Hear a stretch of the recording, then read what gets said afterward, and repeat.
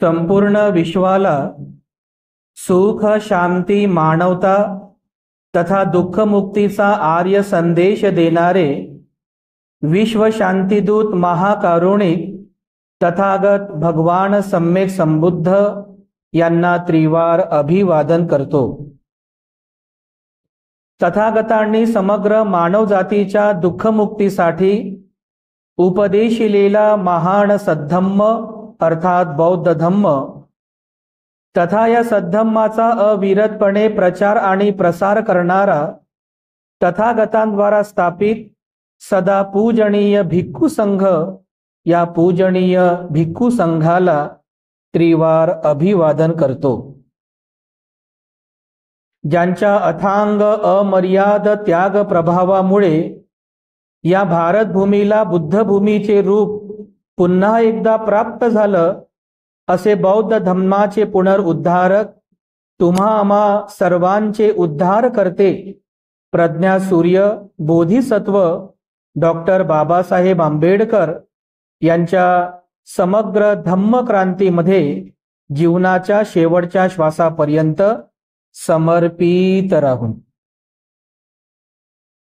आजच्या या मंगलमय प्रसंगी संघरत्न बुद्धविहार मयूर पार्क औरंगाबाद या ठिकाणी उपस्थित आपण सर्व धम्म उपासक धम्म उपासिका आपल्या सर्वांप्रती मी सर्वप्रथम अनंत मंगल कामना मंगल आशीष अर्पण करतो आणि आजच्या या वर्षावासकालीन धम्मदेसनेला सुरुवात करतो।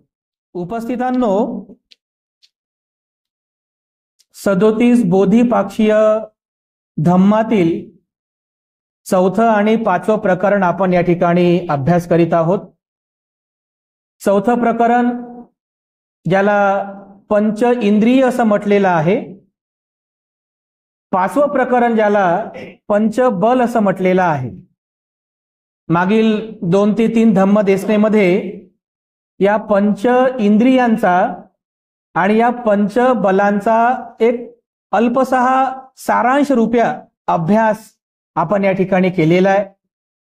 श्रद्धा, वीर्य, स्मृती, समाधी आणि प्रज्ञा याला 5 इंद्रिय असं म्हटलेलं आहे या 37 बोधिपाक्षीय धम्मामध्ये, जे चौथं प्रकरण आहे, आणि यालाच 5 बलही म्हटलेलं आहे जे 5वं प्रकरण आहे। त्यामुळे आपण हे दोन्ही प्रकरण सोबतच या ठिकाणी अभ्यासाला घेतलेली आहेत। म्हणजे वेगवेगळा अभ्यास न करता 5 इंद्रिय आणि 5 बल असे दोन्ही प्रकरण आपण सोबतच या ठिकाणी अभ्यासाला घेतलेली आहेत।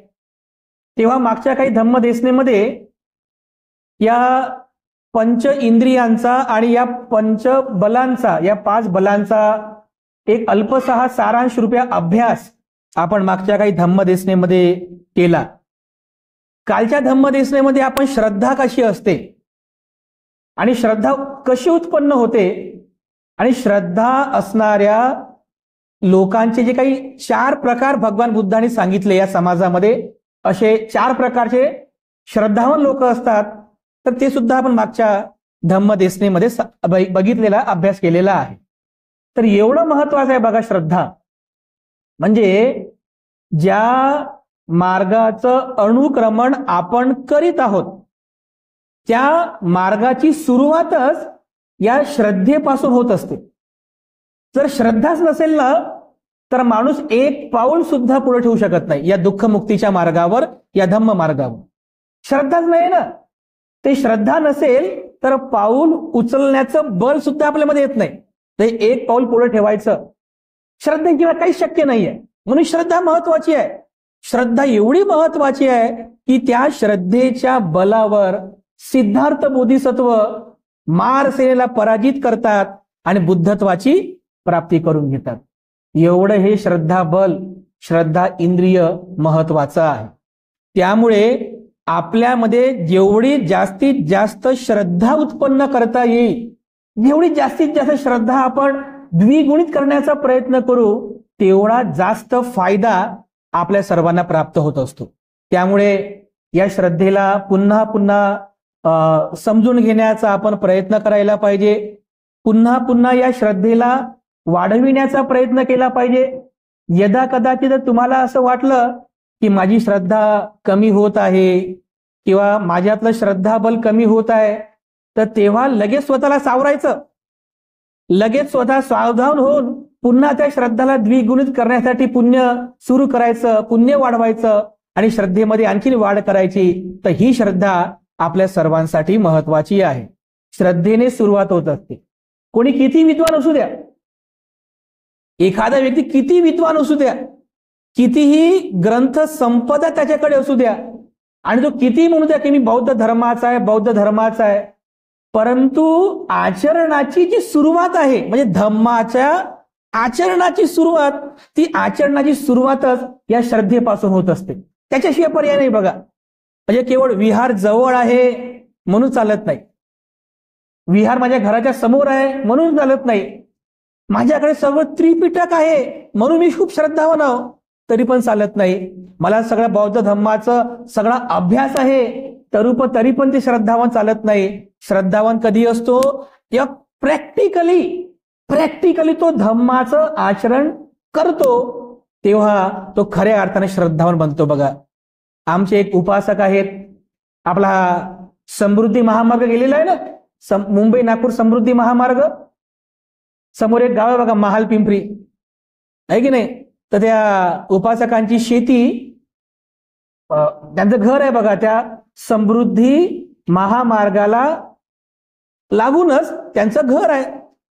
तर मला एकदा फोन केला आणि मला म्हणाले, म्हणतेजी म्हणे माझ्या घरापासून समृद्धी मार्ग दिसते म्हणे, हा हे जो हायवे समृद्धी महामार्ग असं तर जाता येत नाही आपल्याला, माझ्या समोर आहे म्हणे. म्हणजे समृद्धी महामार्गाची ते वॉल कंपाऊंड आणि माझं घर बाजूला, माझ्या समोरूनच म्हणे, माझ्या घराच्या समोरच आहे म्हणे समृद्धी महामार्ग. म्हटलं मग तुम्हाला त्याचा फायदा काय? तुमच्या घराच्या पुढेच आहे समृद्धी महामार्ग, समोरूनच गेलेला आहे, फक्त पाहत राहा. असं गाड्या येतात जातात, येतात जातात, येतात, झाला एखादा ऍक्सिडेंट तर तेही बघून घ्या, होतात ना ऍक्सिडेंट, येतात जातात गाड्या, फक्त बघत राहा. तुम्हाला त्याचा फायदा काय आहे? म्हणे फायदा तर काही नाही आहे म्हणे. म्हणजे तुम्हाला फायदाच नाही काही. जर तुम्हाला त्या समृद्धी महामार्गावर त्या रस्त्यावर जायचं असेल तर तुम्हाला 6 किलोमीटर रिटर्न कुठे यावं लागेल, त्या सावंगी फाट्यावर यावं लागेल, तिथं जो इंटरचेंज आहे तिथे यावं लागेल, तिथून तुम्हाला चढावं लागेल त्या समृद्धी महामार्गावर. घराच्या पुढं समृद्धी महामार्ग असून काही कामाचं नाही. तुमच्या घराच्या वरून जरी गेला समृद्धी महामार्ग तरी तुमच्या काही लाभाचं नाही. तुम्हाला कुठे यावं लागेल? इंटरचेंजलाच यावं लागेल ना, इंटरचेंजलाच यावं लागेल की नाही? बरोबर आहे, तिथे यावं लागेल, तिथे पैसे, तिथं टोल भरावं लागेल, तेव्हा तुम्हाला महामार्गावर जाता येईल. श्रद्धा अशीच आहे बघा, श्रद्धा अशीच आहे. माझ्या घराच्या पुढेच विहार आहे, अरे पण काय कामाचं? विहाराची भिंत आणि माझ्या घराची एकच आहे, एकच. अरे पण काय कामाचं? कामाचं काय? तुम्हाला त्याचा लाभ काय? आपण विहारात जातोय, विहारात जाऊन ध्यान करतोय, आपण दान पुण्य करतोय, विहाराच्या धार्मिक कार्यक्रमामध्ये आपण सहभागी होतोय, काहीच होत नाही ना. मग विहार आपल्या घरात जरी विहार असलं तरी काय कामाचं? तरी आपल्याला काय त्याचा लाभ आहे? शेवटी कुठे यावं लागेल? तुम्हाला इंटरचेंजवरच यावं लागेल. इंटरचेंज काय आहे? जिथं तुम्हाला त्या मार्गावर चढता येईल, तर तो इंटरचेंज आहे श्रद्धा. श्रद्धेशिवाय तुम्ही त्या मार्गावर चढू शकत नाही. श्रद्धा असेल तरच तुम्हाला त्या महामार्गावर, म्हणजे बुद्धाचा जो दुःखमुक्तीचा महामार्ग आहे त्या महामार्गावर तुम्ही जाऊ शकता. श्रद्धेशिवाय पर्याय नाही आहे, गत्यंतर नाही आहे. म्हणून श्रद्धा आपल्यामध्ये असणं अतिशय गरजेचं आहे. तेव्हा श्रद्धा, स्मृती, समाधी, श्रद्धा, वीर्य, स्मृती, समाधी आणि प्रज्ञा हे 5 इंद्रिय या 37 बोधिपाक्षीय धम्मात सांगितलेले आहेत. आणि याच इंद्रियाचं रूपांतर बलांमध्ये होते. श्रद्धा बल, वीर्य बल, स्मृती बल, समाधी बल आणि प्रज्ञा बल बलामध्ये रूपांतरित होते. तर काल एका उपासकांनी आम्हाला व्हॉट्सअपला कॉमेंट्स केली, आम्ही त्याचं प्रवचन ऐकतात, ते व्हॉट्सअपला कॉमेंट्स केली, भंतीजी म्हणे हे सगळं समजलं म्हणे, पण हे इंद्रियांचं नेमकं काम काय आहे म्हणे, म्हणजे हे बलात रूपांतरित होतात, पण ह्या इंद्रियांचं नेमकं काम काय आहे? आपण आपल्या जीवनामध्ये हे जे इंद्रिय तुम्ही सांगितलेले आहेत, म्हणजे आम्ही नाही सांगितलं, बुद्धानं सांगितलेले आहेत, ठीक आहे म्हणे, बुद्धानं हे जे पंच इंद्रिय सांगितलेली आहेत यांचं नेमकं काम काय आहे म्हणे, या दुःखमुक्तीच्या मार्गामध्ये हे कसे तुम्हाला सहाय्यकारी ठरू शकतात आणि कशा पद्धतीने त्यांचं बलामध्ये रूपांतर होते हे अद्याप काही समजलं नाही म्हणे. म्हणजे ठीक आहे म्हटलं, आता आमच्या पुढच्या प्रवचनामध्ये आम्ही हा मुद्दा नक्कीच घेऊ की हे पंच इंद्रिय तुम्हाला तुमच्या दुःखमुक्तीच्या मार्गामध्ये कशा प्रकारे सहाय्यकारी ठरतात हे समजलं पाहिजे ना, आणि कशा प्रकारे त्यांचं बलामध्ये रूपांतर होऊन हे पंच इंद्रिय तुम्हाला बलवान बनवतात, तुम्हाला शक्तिमान बनवतात आणि त्या दुःखमुक्तीच्या मार्गावर तुम्हाला आरूढ करतात, तुम्हाला कमजोर होऊ देत नाही, हे सुद्धा आपल्याला समजलं पाहिजे. तर त्या उपासकांचा तो प्रश्न बरोबर आहे, साहजिकच आहे, हे आपल्याला समजले पाहिजे. त्याला मागच्या धम्मदेशनेमध्ये मी तुम्हाला सांगितलं की या पंच इंद्रियांचं काम काय आहे. काय सांगितलं मी तुम्हाला, या पंच इंद्रियांचं काम काय आहे? जसं आपले जे इंद्रिय आहेत, डोळे, कान, नाक, जीभ, त्वचा, या इंद्रियांमुळे आपल्याला या बाह्य जगताची जाणीव होते, या जगतासोबत आपलं नातं जुळते, बरोबर आहे. जर इंद्रियच नसतील तर अंधे की खीर टेडी असा प्रकार होईल, बरोबर आहे की नाही.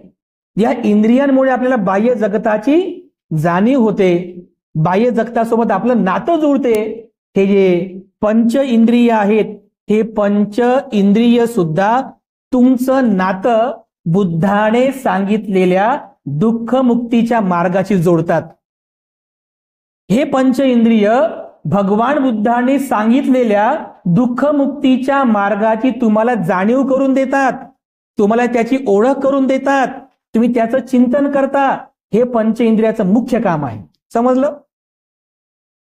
पंच इंद्रियाचं जे मुख्य मेन जे काम आहे तुमच्या जीवनामध्ये काय आहे की बुद्धाने सांगितलेला जो दुःखमुक्तीचा मार्ग आहे त्याची तुम्हाला जाणीव करून देणे, त्या मार्गापर्यंत घेऊन जाणे, त्या मार्गाचा तुम्हाला परिचय करून देणे, ओळख करून देणे. बघा, जर तुमच्याकडे श्रद्धाच नसेल तर तुम्ही दुःखमुक्तीचा मार्ग समजून घेऊ शकता का? हो, नाहीच घेऊ शकत ना. तुमची श्रद्धाच नसेल तर, श्रद्धाच नाही तर दुःखमुक्तीचा मार्ग समजणारच नाही, आणि दुःखमुक्तीचा मार्ग समजणार नाही तर मग त्याच्यावर चालण्यासाठी उत्साह कुठून येणार, स्मृती कुठून येणार, समाधी कशी येणार, प्रज्ञा कशी उत्पन्न होईल. म्हणजे हे पंच इंद्रिय काय करतात तर बुद्धाने सांगितलेलं जे दुःख आर्य सत्य आहे त्याची तुम्हाला जाणीव करून देतात. बुद्धाने सांगितलेले जे दुःख समुदाय दुसरं आर्य सत्य जे आहे त्याची तुम्हाला जाणीव करून देतात. बुद्धाने सांगितलेले जे दुःख निरोध तिसरं आर्य सत्य आहे त्याची तुम्हाला जाणीव करून देतात. बुद्धाने सांगितलेलं दुःख निरोध गामिनी पटी पदा चौथा आर्य सत्य, त्या चौथ्या आर्य सत्याची तुम्हाला जाणीव करून देतात. याकरिता हे पंचेंद्रिय महत्वाचे आहेत, हे त्यांचं मेन काम आहे. पंचबल हे नंतर उत्पन्न होतील, पण अगोदर तुम्हाला त्याची जाणीव तर झाली पाहिजे, त्याची तुम्हाला जाणीव तर झाली पाहिजे. तुम्हाला जाणीवच होत नाहीये. जसं तुम्हाला त्या म्हाताऱ्याचं उदाहरण दिलं मी, हातामध्ये काठी आहे, कुत्र मागे लागलं, बरोबर आहे, त्याच्या काठीमध्ये काठीच आहे, पण त्याला जाणीवच नाहीये की ह्या काठीचा वापर मी करू शकतो. ते समजलं पाहिजे ना, त्याची तुम्हाला जाणीव झाली पाहिजे ना की या काठीनं फक्त टेकवत चालताच येत नाही, तर वेळे प्रसंगी या काठीचा पण वापर आपण स्वतःला वाचवण्यासाठी करू शकतो. याची तुम्हाला जाणीवच झाली नाही तर काय कराल, काठी तिथंच सोडून द्याल, म्हातारा पळत जाईल की नाही. त्याला माहितच नाही की या काठीचा आपण वापर करू शकतो, असा आपण वापर करू शकतो. अगदी याप्रमाणे ते हे पंच इंद्रिय तुम्हाला बुद्धाच्या दुःखमुक्तीच्या मार्गाची जाणीव करून देतात. हे त्यांचं पहिलं काम आहे. समजलं? पंच इंद्रियाचं पहिलं काम कोणतं आहे? बुद्धाने सांगितलेल्या दुःख मुक्तीच्या मार्गाची त्या व्यक्तीला जाणीव करून देणे, म्हणजे ओळख करून देणे, हे पहिलं काम आहे. दुसरं, दुसरं कोणतं काम आहे पंच इंद्रियांचं?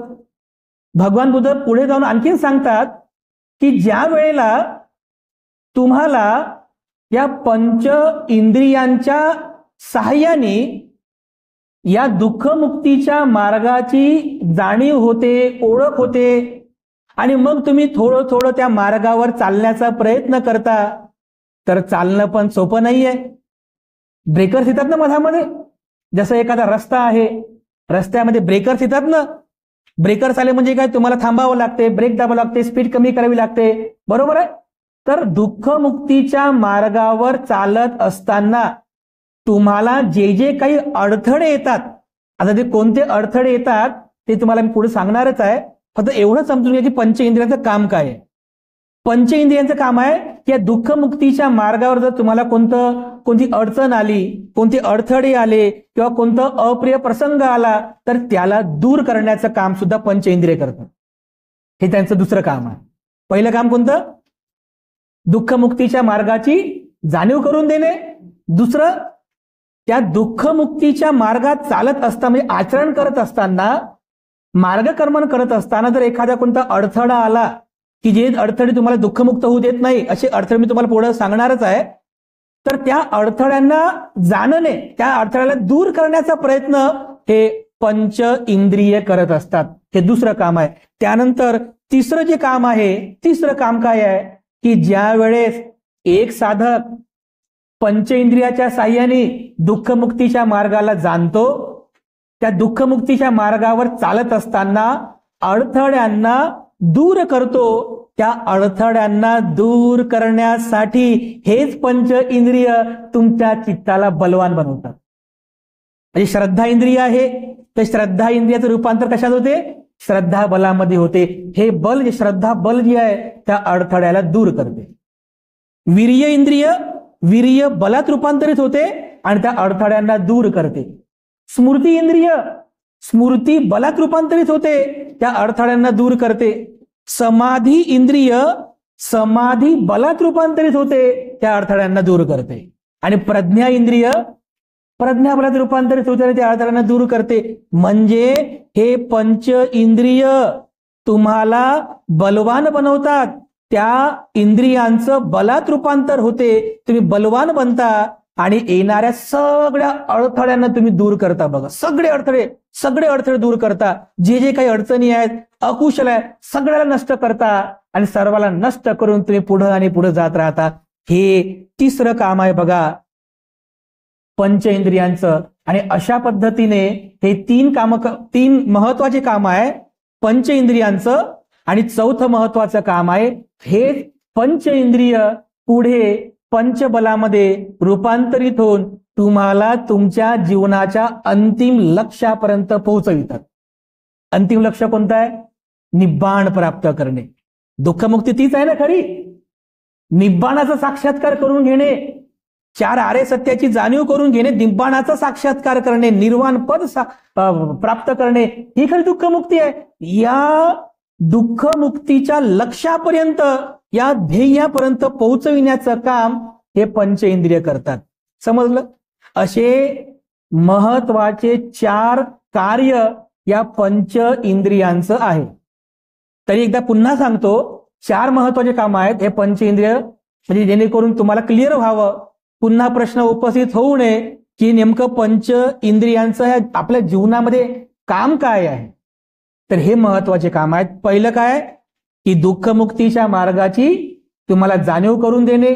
दुसरं, त्या दुःखमुक्तीच्या मार्गावर अनुक्रमण करत असताना जर अडथळे आले तर त्या अडथळ्यांना दूर करणे.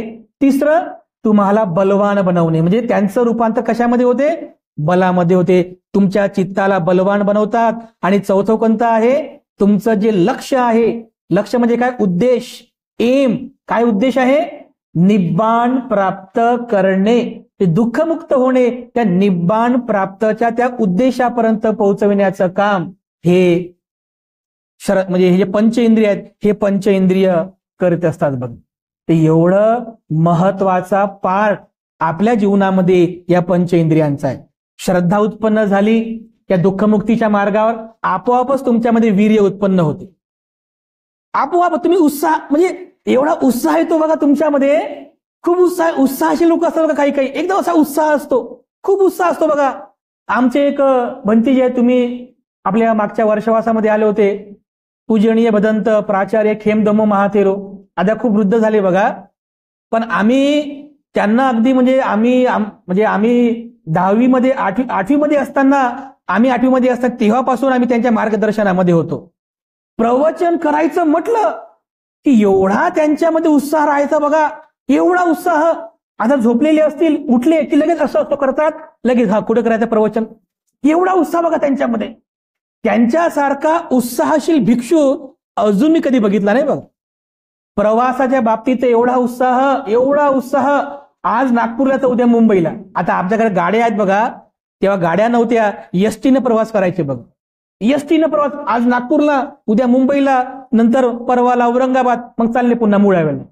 एवढा उत्साह होता बघा त्या भंतेजींमध्ये. आजही उत्साह वृद्ध झालेला, थोडं म्हातारपण आल्यामुळे थोडं आता कमी झालं. त्यांनी तरुणपणामध्ये एवढे उत्साहशील होते बघा ते, म्हणजे त्यांचा सारखा उत्साहशील भिक्षू कोणीच नाही. तुम्ही दुसऱ्या कोणत्या भिक्षूंना पण विचारा की खेमदमो भंतेजी किती उत्साहाशील आहे, ते तुम्हाला सांगतील. एकदा का त्यांच्या हातात माईक आला की बस आम्ही असा हात जोडतो, शांत बसतो. 3-4 तास तरी ते माईक सोडत नाही. कमीत कमी 3 तास. एवढं बोलण्याचा उत्साह, एवढं प्रवचन करण्याचा उत्साह आम्हाला कधी कधी वाटते, हा एवढा उत्साह बाबा आलाच कुठून त्यांच्यामध्ये, हा असतो ना, बरोबर आहे. हा उत्साह बघा आपल्यामध्ये असला पाहिजे. श्रद्धा असली ना, आपली श्रद्धा असेल तर बरोबर आपल्यामध्ये उत्साह संचारतो बघा. उत्साहशील माणूस काम, ते वीर्य आहे. बरोबर आपल्यामध्ये स्मृती जागृत होते की मला ते करायचं आहे. ही स्मृती जागृत होते. आपल्यामध्ये समाधी उत्पन्न होते, म्हणजे चित्ताची एकाग्रता साधतो आपण, त्या लक्ष्यावरती, त्या मार्गावरती समाधीस्थ होतो आपण. आणि समाधी आपल्यामध्ये आली की आपोआपच प्रज्ञा सुद्धा जागृत होते, आपण प्रज्ञावान बनतो, शहाणपणा, विजडम आपल्यामध्ये येते बघा. हे आहेत पंच इंद्रिय आणि हे महत्वाचं त्यांचं काम आहे. तर जसं मी तुम्हाला यामध्ये सांगितलं की पंच इंद्रियाचं मुख्य काम काय आहे, दुःखमुक्तीच्या मार्गाची जाणीव करून देणे, आणि त्या दुःखमुक्तीच्या मार्गात जर कोणते अडथळे आले, ब्रेकर्स आले, स्पीड ब्रेकर्स आले, तर त्या ब्रेकर्सला दूर करणे, नष्ट करणे. तर असे या दुःखमुक्तीच्या मार्गावर एखाद्या साधकाला दुःखमुक्त होऊ न देणारे असे 5 अडथळे आहेत. किती?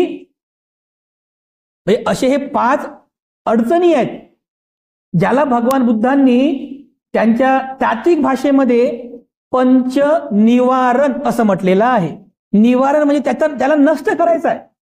जोपर्यंत हे 5 अडथळे तुमच्या जीवनात आहेत, तोपर्यंत तुम्ही त्या मार्गाचं अनुक्रमण करू शकत नाही बघा.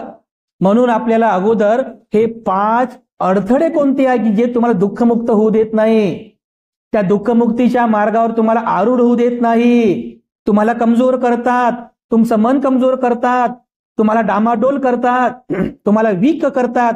असे 5 अडथळे आहेत की ज्या 5 अडथळ्यांना तुम्हाला दूर करायचं आहे. आणि एकदा का ते दूर झाले मग काही अडचण नाही.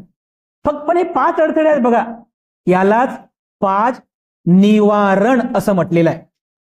निवारण म्हणजे त्याला तुम्हाला नष्ट करायचं, त्याचं निवारण करायचं आहे, त्याला नष्ट करायचं आहे. आणि त्याचं निवारण करण्यासाठी हे पंच इंद्रिय आपल्याला सहायभूत ठरतात बघा. ते कसे होते तुम्हाला सांगतो एक एक करून मी. हे पंच इंद्रिय आहेत की जे या 5 अडथळ्यांना दूर करतात, आहे की नाही. तर आता हे 5 अडथळे कोणते आहेत हे तुम्हाला एक एक करून सांगतो मी. खूप चांगल्या प्रकारे लक्षात घ्या, समजून घ्या. हे 5 अडथळे कोणते आहेत की जे तुम्हाला दुःखमुक्तीच्या मार्गावर तुम्हाला ब्रेकर्स म्हणून येतात, तुम्हाला अडचण निर्माण करतात. तर त्यातला जे पहिले जे निवारण आहे त्याला म्हणतात विचिकिच्छा. पाली शब्द आहे, तत्वज्ञानातला शब्द आहे विचिकिच्छा. आणि विचिकिच्छा याचा अर्थ होतो शंका. किच्छा म्हणजे शंका घेणे, विचिकिच्छा म्हणजे विचित्र प्रकारे शंका घेणे. आणि शंका कशावर?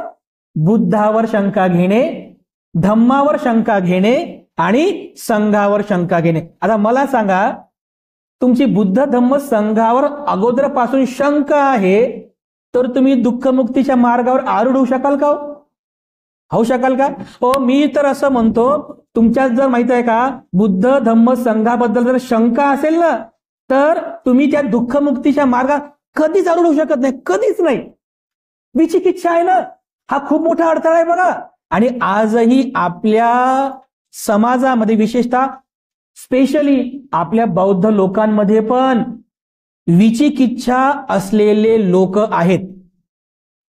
शंका घेतात, तो बुद्धावर शंका घेतात, बुद्धाच्या धम्मावर शंका घेतात, आणि संघ म्हणजे भंतेजी म्हटले की त्यांना गव्हर्नमेंट प्रॉपर्टीज वाटते.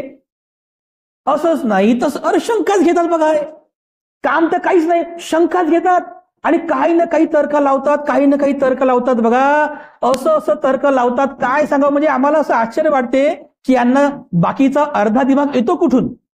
आपण म्हणतो दीड दिमाग, एक दिमाग ऑलरेडी आहे, अर्धा येतो कुठून. आता ते एका उपासकांनी फोन लावला मला, आणि फोन लावून काय विचारलं, बंतीजी म्हणे ते गटारी अमावस्या आपण साजरी करतो का म्हणे. माहित आहे तुम्हाला? म्हणलं हे काय, मला नवीन ऐकायला आलं. नाही म्हणे आपल्यामध्ये असते ना म्हणे, व्हॉट्सअपला एक मेसेज वाचला म्हणे मी. म्हटलं काय मेसेज आहे? म्हणे म्हणते जी गटारी असते ना म्हणे, आषाढी अमावस्याला असते म्हणे. अच्छा, मग त्याचं काय? त्या गटारी म्हणजे म्हणे गटहारी, गतहारी, श्रमहारी, श्रमणाची संस्कृती आहे म्हणे ती. अरे म्हटलं बाबा, कुठं तर्क लावला, गतहारीची गटारी केली, आणि लोक माहित आहे मग काय चालते त्या. उद्यापासून मांस मच्छी मटण काही घ्यायचं नाही, प्यायचं नाही, आजच सगळं फुल टल्ली होऊन जायचं ना. अरे म्हणलं हे कुठून तर्क लावले आपण.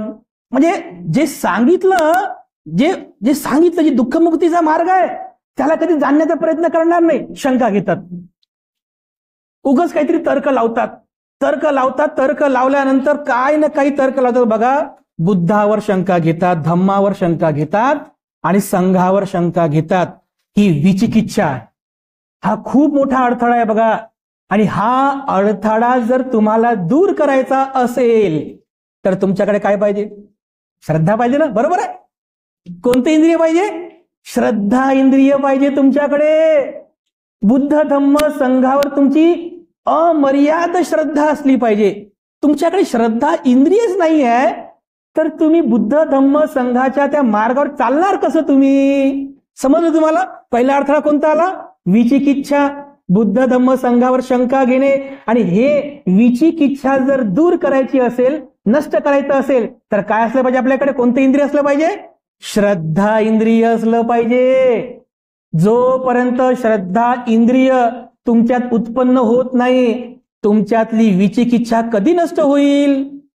आणि जे लोक आज या विचिकित्सामध्ये फसलेले आहेत, या विचिकित्सामध्ये ते रुतलेले आहेत, ते लोक कधी दुःखमुक्त होत नाही, कधी दुःखमुक्त होत नाही. जे बुद्धानं सांगितलं ते नाही, दुसरंच काहीतरी होतं बघा. आमचे भंते जे होते ते म्हणायचे, म्हणजे अशा लोकांबद्दल, अरे मैं तुमको चांद की तरफ देखो, चांद की तरफ उंगली दिखा रहा हूं, तुम चांद नहीं देख रहे, मेरी उंगली देख रहे, बोले तू. मैं तुमको चांद दिखा रहा हूं, आप चांद नहीं देख रहे, मेरी उंगली को ही देख रहे. म्हणजे काय याचा अर्थ होते? मी तुम्हाला काय सांगतोय, मी जे तुम्हाला सांगतोय, अरे ते ऐका, त्याचं पालन करा. ते सोडलं, दुसरंच काहीतरी दुसरं तर्क बाबा, असे तर्क लावतात. आणि हे सगळं ज्ञान कुठे येते माहिती आहे का तुम्हाला? हे अर्ध डोकं आहे ना, कुठून येते माहित आहे? मोबाईल मधून येते बघा. हे व्हॉट्सअप मधून, ते गटारी अमावस्या, हे व्हॉट्सअप मधून मेसेज वाचला, चालू. आता ते लोक नागपंचमीचे मला मेसेज करू लागले. मला काय माहित नाही बघा, जाऊ द्या म्हटलं, मला काय माहित. तुम्ही आमचे प्रवचन ऐका, 37 बोधिपाक्षे धम्म, तेच ऐका म्हटलं तुम्ही. उगाच चर्चा करायची बघा. तुम्ही वाचलं म्हटलं, ठीक आहे, तुम्ही वाचलं. असं बघा, लोक अर्धा दिमाग जो येतो ना, WhatsApp, Facebook, Instagram, social media, इथून येतो बघा.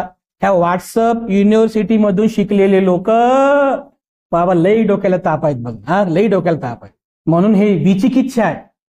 ही विचिकित्सा तुमच्या दुःखमुक्तीच्या मार्गातला सर्वात मोठा अडथळा आहे.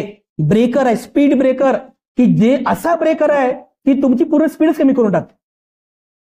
म्हणजे तुम्हाला ब्रेक स्पीड कमी जाऊ द्या, त्या मार्गावर तुम्हाला येऊ देत नाही. श्रद्धाच नाही तुमच्याकडे. कसं आहे, तुम्ही विचिकित्सा आहे ना, आणि म्हणून आपल्यातली ही जी विचिकिच्छा आहे, ही विचिकिच्छा म्हणजे हे जे निवारण आहे, हे निवारण नष्ट करण्यासाठी तुमच्यामध्ये श्रद्धा इंद्रिय असणे अतिशय गरजेचं आहे. आणि मग जेव्हा तुम्ही त्या मार्गावर आरूढ होता आणि यदा कदाचित होऊ शकते असं एखाद्या प्रसंगामध्ये वगैरे कधी असं होते की मनामध्ये कधीतरी शंका उत्पन्न होते, अशा वेळेस हेच श्रद्धा इंद्रिय श्रद्धा बलात रूपांतरित होते आणि ते श्रद्धा बल तुमच्यातील विचिकिच्छा नष्ट करते.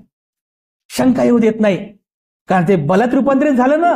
इंद्रिय नाही, आता ते फक्त इंद्रिय नाही राहिलं, ते बलात रूपांतरित झालं आणि हेच श्रद्धा बल तुम्हाला त्या दुःखमुक्तीच्या मार्गावरती आरूढ करून त्याचा तुम्ही मार्गक्रमण करता बघ.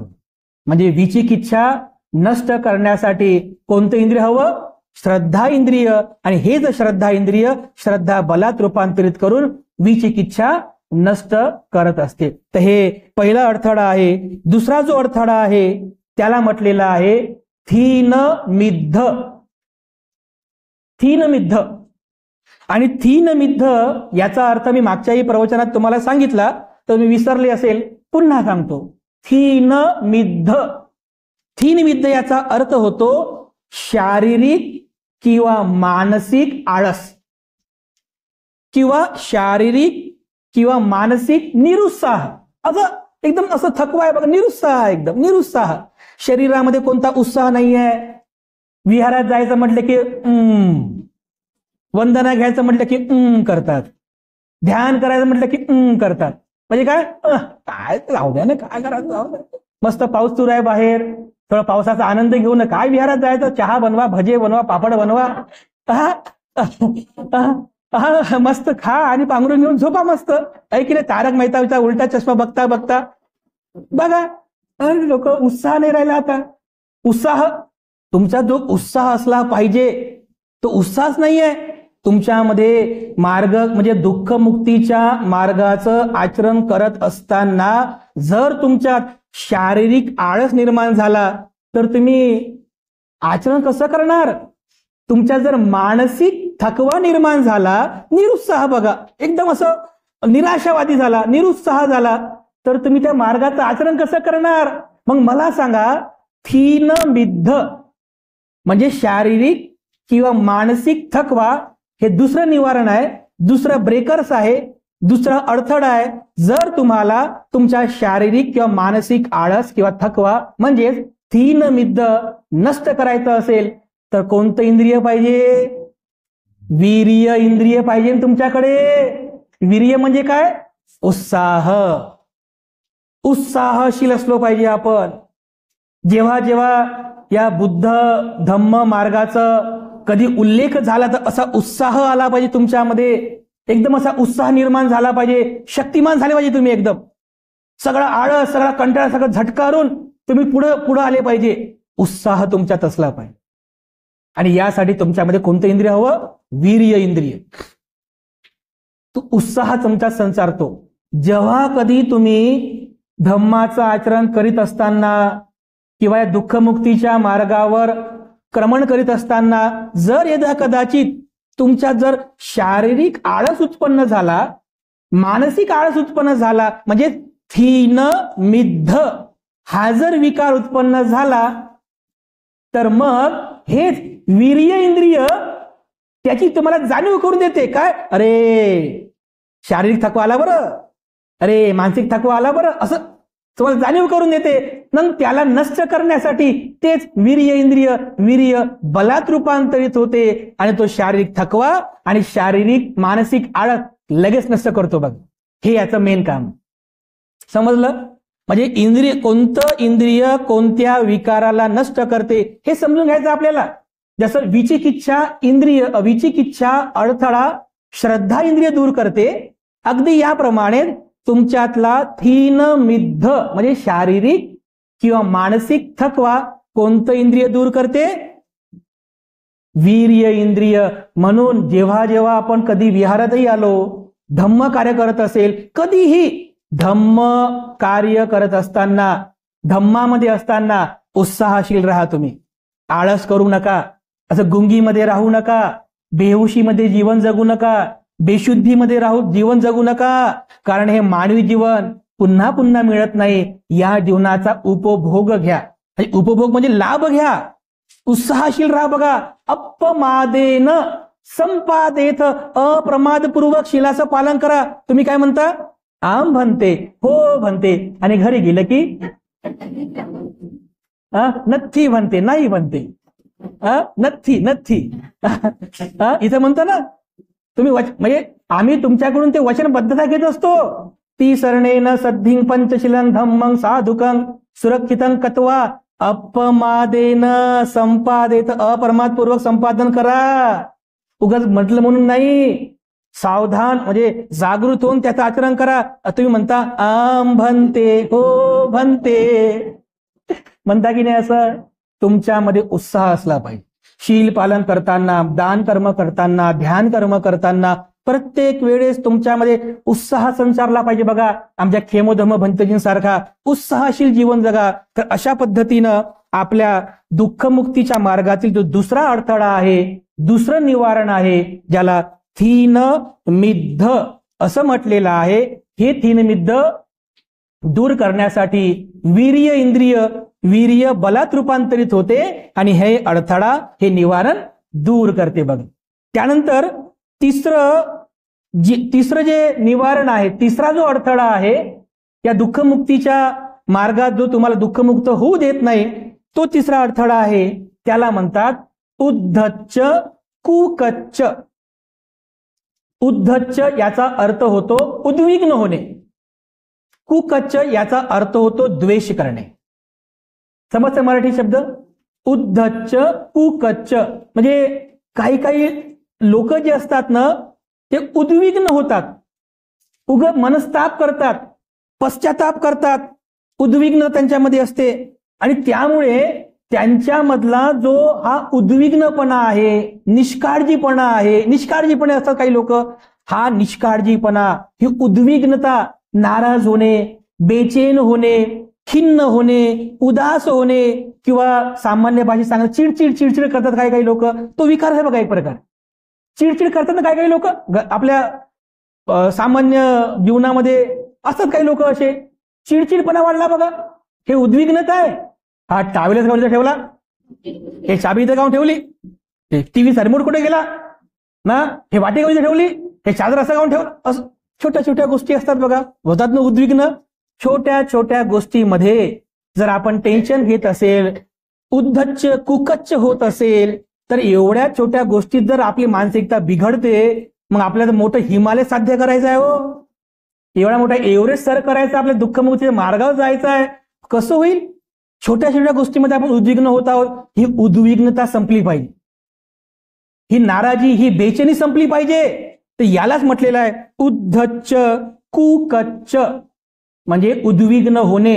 या दुःखमुक्तीच्या मार्गात आरूढ झाल्यानंतर, धम्माचं आचरण करीत असताना जर तुम्ही उद्विग्न होत असाल, तुम्ही द्वेष भावना, उद्विग्न, निष्काळजीपणा उत्पन्न होत असेल, तर हा उद्धच्च कुकच्च दूर करण्यासाठी तुमच्याकडे एक इंद्रिय असणं आवश्यक आहे. त्याला म्हणतात सती इंद्रिय. म्हणजे कोणतं? स्मृती इंद्रिय. स्मृतिवान राहा तुम्ही. तिसरं इंद्रिय बघा, स्मृती इंद्रिय. स्मृतिवान राहा. कसं स्मृतिवान राहा? मला राग येत आहे, स्मृतिवान असेल तुम्हाला ते जाणा तुम्ही. अशी स्मृती, जसं आपण शिकलो, अशी स्मृतिवान राहा, सावधान राहा, अटेन्शन राहा, स्मृतिवान राहा. मला राग येत आहे असं जाणा बरं तुम्ही. मला द्वेष येत आहे, मी उद्विग्न होत आहे, तुम्ही असं जाणा. एवढं तुम्ही स्मृतिमान राहा की आपला येणाऱ्या जाणाऱ्या श्वासाला सुद्धा तुम्ही स्मृतिवान राहिले पाहिजे. बघा, एवढं स्मृतिवान होणं तुमच्यासाठी महत्वाचं आहे. जर तुम्ही स्मृतिवान झाले तर बघा, राग येईल, म्हणजे येणार नाही असं नाही, आपण सगळे रागमुक्त कोणीच नाही, राग येणारच. पण जेव्हा तुम्ही स्मृती संप्रजन्य होऊन त्याला तुम्ही जाणता, तो आपोआप बघा असं नष्ट होतो तो राग. जेव्हा तुम्ही उद्विग्न होता आणि तुम्ही त्या उद्विग्नतेला जाणता, ती उद्विग्नता, ती बेचैनी हळूहळू बघा अशी हळूहळू नष्ट होते. बघा, तुम्ही हा प्रयोग करून बघा, तुम्ही असा प्रयोग करून बघा. नक्की सांगतो तुम्हाला आता फायदा मिळेल. छोट्या छोट्या गोष्टीमध्ये जर टेन्शन येत असेल तर तुम्ही हेच करायचं, अरे मला टेन्शन येत आहे असं, कारण फार कठीण आहे बघा हे टेन्शन आहे ना. या सांसारिक जीवनामध्ये टेन्शन येणं लई कठीण आहे. टेन्शन घेता घेता घेता घेता अरे टेन्शनवाला स्वभावच बनून जाते माणसाचा. मग नातेवाईक काय म्हणतात, नको बाबा त्याचं, ते टेन्शनवाला माणूस आहे त्याचं बोलणंही नको, कशासाठी, अरे लई टेन्शनवाला माणूस आहे म्हणतात, ते लई टेन्शन घेते म्हणतात, ते असं म्हणतात ते लोक. आणि कधी कधी आपण जीवन पण संपवतो बघा. असतात ना काही काही लोक, आपण पाहतो न्यूज मध्ये, टेन्शन घेणारा स्वभावच, आणि टेन्शन टेन्शन घेता घेता अरे बाबा टेन्शन घेत, कधी रॉकेल टाकून, कधी रेल्वे स्टेशन, कधी रेल्वे पटरीवर, कधी टेन्शन मध्ये झालं बघा. आता इकडे रेल्वे पट्टी नाही आहे, तिकडे शिवाजीनगरकडे होती रेल्वे पट्टी, महिन्यातून एखादी केस आम्हाला साप मिळायची, एखादी केस ऐकायला इकडे नाही तसं काही. पण सांगायचं तात्पर्य असं आहे, सगळीकडे असे टेन्शन घेणारे लोक आहेत बघा. हे कशामुळं, उद्विग्नता, उद्विग्नता, उद्धच्च कुकच्च. आणि हा विकार जर नष्ट करायचा असेल तर तुमच्यामध्ये कोणतं इंद्रिय पाहिजे, सती इंद्रिय, स्मृती इंद्रिय तुमच्यात असलं पाहिजे. आणि जेव्हा हे स्मृती इंद्रिय तुम्ही जागृत करता तेव्हा स्मृती इंद्रिय तुम्हाला जाणीव करून देते, अरे भाऊ राग येत आहे, द्वेष येत आहे, टेन्शन येत आहे. कशामुळं, हे स्मृती इंद्रिय सांगितलं, जाणीव करून देणे, तुम्हाला जाणीव करून देणे. आणि मग तुम्हाला एकदा जाणीव झाली की त्याचं रूपांतर कशामध्ये होते, स्मृती इंद्रियाचं रूपांतर स्मृती बलात होते. आणि मग ते स्मृती बल तुम्हाला तुमच्या त्या उद्विग्नित, म्हणजे ती जी उद्विग्नता आहे ते नष्ट करते, ते जे उद्धच्च कुकच्च आहे ते नष्ट करते बघा, आणि तुम्हाला स्मृतिवान बनवते. तर अशा प्रकारे हा तिसरा अडथळा आहे, उद्धच्च कुकच्च, की ज्याला सती इंद्रिय, स्मृती इंद्रियाद्वारे आपण नष्ट करू शकतो. चौथं जे आहे त्याला म्हणतात व्यापाद. आणि व्यापाद याचा अर्थ काय होतो, व्यापाद याचा अर्थ होतो द्वेष करणे, तिरस्कार करणे. असतात ना काही काही लोक असे, द्वेष करतात बघा, तिरस्कार करतात. काहीतरी म्हणजे कारण असेल तर काही काही लोक कारणामुळे करतात, काहीतरी कारण असते. काही काही लोक बिना कारणाच करतात बघा, काहीच कारण नसते, करतात ना द्वेष, विनाकारण द्वेष करतात. हा द्वेष करणारा स्वभाव सुद्धा तुम्हाला दुःखमुक्त होऊ देत नाही. द्वेष करणारा म्हणजे व्यापाद, हा द्वेष करणारा स्वभाव, तिरस्कार करणारा स्वभाव तुम्हाला दुःखमुक्त होऊ देत नाही. आणि जोपर्यंत हा विकार तुमच्यामध्ये आहे तोपर्यंत तुम्ही दुःखमुक्त होऊ शकत नाही. मग बुद्ध म्हणतात की जर तुम्हाला तुमच्यातला द्वेष, म्हणजे हा जो विकार आहे व्यापाद, हा जर विकार नष्ट करायचा असेल तर तुमचं चित्त कसं असलं पाहिजे, एकाग्र असलं पाहिजे. म्हणजे काय, तुमचा चित्त समाधी असते म्हणजे तुमच्याकडे, तुमचं जर चित्त एकाग्र असेल, म्हणजे डामाडोल नाही, कमजोर नाही, एकाग्र आहे, तुम्ही कुशल चित्ताची एकाग्रता साधलेली आहे. मग चित्त जर कुशल आहे, कुशल चित्ताची एकाग्रता आहे, समाधी आहे, तर द्वेष उत्पन्न होईल का? बिलकुलच होणार नाही. मग यासाठी तुमच्याकडे समाधी इंद्रिय असलं पाहिजे. जेव्हा कधी तुमच्या द्वेष उत्पन्न झाला रे झाला की तुम्हाला हे समाधी इंद्रिय जाणीव करून देते, अरे भाऊ द्वेष करू लागला बरं, तू द्वेष करत आहे, जाणीव झाली तुम्हाला, जाणीव झाली, अरे माझ्यामध्ये द्वेष आला बघा, द्वेष करतो मी, चांगलं नाही, हे द्वेष करणं चांगलं नाही आहे, बिलकुल चांगलं नाही आहे. मग द्वेष ते जे समाधी इंद्रिय आहे, मग ते समाधी इंद्रिय त्याचं बलात रूपांतर होते, समाधी बल तो द्वेष नष्ट करतो बघा, तो व्यापाद नष्ट करतो. अशा प्रकारे समाधी बल तुमच्यातील हे जे चौथा विकार आहे, कोणता, व्यापाद, हे व्यापाद नष्ट करतात बघा. समजलं, सोपं आहे. त्याच्यानंतर पाचवं जे आहे काम छंद, पाचवा जो विकार आहे त्याला कामछंद असं म्हटलेलं आहे. आणि कामछंद याचा अर्थ होतो या इंद्रिय सुखांमध्ये रममान राहणे. कामछंद तसं डोळ्याने चांगलं रूप डोळ्याने आपण चांगलं रूप बघतो, त्या चांगल्या रूपामध्ये आपण रममान राहतो, आसक्ती आहे. कानाने चांगले शब्द ऐकायचे आहेत म्हणून त्या शब्दामध्ये आपण रममान राहतो. नाकाने चांगला गंध घेऊ म्हणून त्या गंधामध्ये माणूस रममान राहतो. जिभेने चांगली चव घ्यायची म्हणून त्या चवीमध्ये रममान राहतो.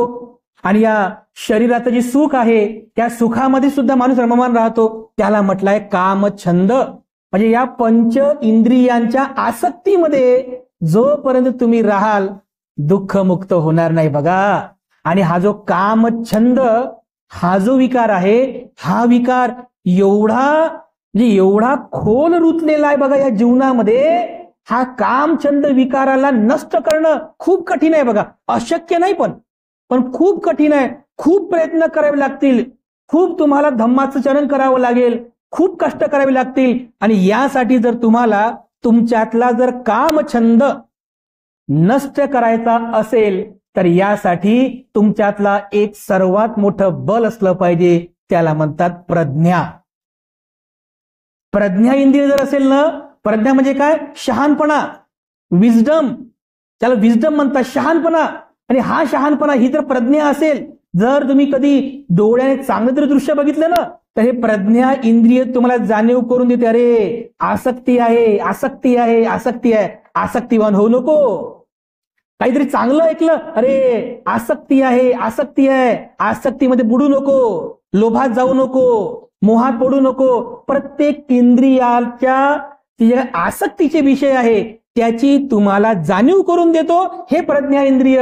आणि जर प्रज्ञा इंद्रिय असेल तर हेच प्रज्ञा इंद्रिय प्रज्ञा बलात रूपांतरित होते आणि तुम्हाला त्या कामछंदाच्या विकारापासून दूर करते. पण तेवढं सोपं नाही आहे, खूप मेहनत करावी लागेल, खूप कष्ट, खूप तप करावा लागेल आपल्याला धम्म आचरणाचा. तेव्हा जाऊन तुम्हाला हे अडथळे सगळे दूर करता येतील. आणि या अडथळ्यांना दूर करण्यासाठी तुम्हाला हे पंच इंद्रिय उत्पन्न करावे लागतील. तर अशा प्रकारे हे पंच इंद्रिय आपल्या जीवनामध्ये कशा प्रकारे काम करतात आणि कशा प्रकारे हे 5 अडथळे म्हणजे ज्याला पंच निवारण असं म्हटलेलं आहे ते दूर करतात आणि बलात रूपांतरित होऊन हे अडथळे दूर करतात आणि तुम्हाला दुःखमुक्तीच्या मार्गावरती आरूढ ठेवतात. अशा प्रकारचं कार्य हे पंच इंद्रिय आणि पंच बलाचं आहे. तरी पुन्हा एकदा सांगतो बघा, विचिकिच्छा म्हणजे बुद्ध धम्म संघावर शंका घेणे, अविश्वास दाखवणे, हे जर दूर करायचं असेल तर कोणतं इंद्रिय पाहिजे? श्रद्धा इंद्रिय. बरोबर. दुसरं थीन मिद्ध म्हणजे शारीरिक किंवा मानसिक थकवा, हे जर दूर करायचं असेल तर कोणतं इंद्रिय पाहिजे? वीर्य म्हणजे उत्साह असणे, वीर्य इंद्रिय. तिसरं उद्धच्च कुकच्च म्हणजे काय? उद्विग्न होणे, निष्काळजीपणा, उद्विग्न होणे, नाराज होणे, बेचैन होणे. आणि हे जर दूर करायचं असेल तर कोणतं इंद्रिय पाहिजे? स्मृती इंद्रिय. चौथं व्यापाद. व्यापाद म्हणजे काय? द्वेष भावना, तिरस्कार, हा जर विकार दूर करायचा असेल तर कोणतं इंद्रिय पाहिजे? समाधी इंद्रिय. आणि पाचवं आहे कामछंद म्हणजे काय? काम विकार. या पंच इंद्रियांच्या सुखाप्रती लालसा, त्याला म्हणतात कामछंद. आणि हा जर कामछंद दूर करायचा असेल तर कोणतं इंद्रिय पाहिजे? प्रज्ञा इंद्रिय. म्हणजे हे 5 इंद्रिय श्रद्धा, वीर्य, स्मृती, समाधी, प्रज्ञा, या इंद्रियांचं काम काय आहे? हे दुःखमुक्तीच्या मार्गातील जे अडथळे आहेत याची तुम्हाला जाणीव करून देतात आणि मग तेच इंद्रिय बलात रूपांतरित होऊन हे 5 अडथळे नष्ट करतात, दूर करतात आणि तुम्हाला बलवान बनवतात आणि त्या दुःखमुक्तीच्या मार्गावर तुम्हाला आरूढ करतात. बघा, एवढं बलवान बनता कधीच तुम्ही डामाडोल होत नाही, कमजोर होत नाही, वीक होत नाही आणि चांगल्या प्रकारे तुम्ही दुःखमुक्तीच्या मार्गाचं अनुक्रमण करता. तर अशा प्रकारे हे पंच इंद्रियांचं जे महत्वाचा रोल आपल्या जीवनामध्ये आहे ते खूप चांगल्या प्रकारे आपण समजून घेतलं पाहिजे. आणि दुःखमुक्तीच्या मार्गातील जे हे 5 निवारण आहेत, विचिकिच्छा, थीनमिद्ध, उद्धच्च, कुकच्च, व्यापाद आणि कामछंद, याची जाणीव करा, याला ओळखा आणि याला नष्ट करण्यासाठी आपल्यातल्या या पंच बलांचा वापर करून त्यांना नष्ट करा आणि दुःखमुक्तीच्या मार्गाचं अनुक्रमण करा. तर यामध्ये आपल्या सर्वांचं मंगल आहे. मी पुनश्च एकदा आपल्या सर्वांप्रती मंगल कामना अर्पण करतो आणि तथागतांच्या आशीर्वाद गाथेने आजची धम्मदेसना आणि धम्म संस्कार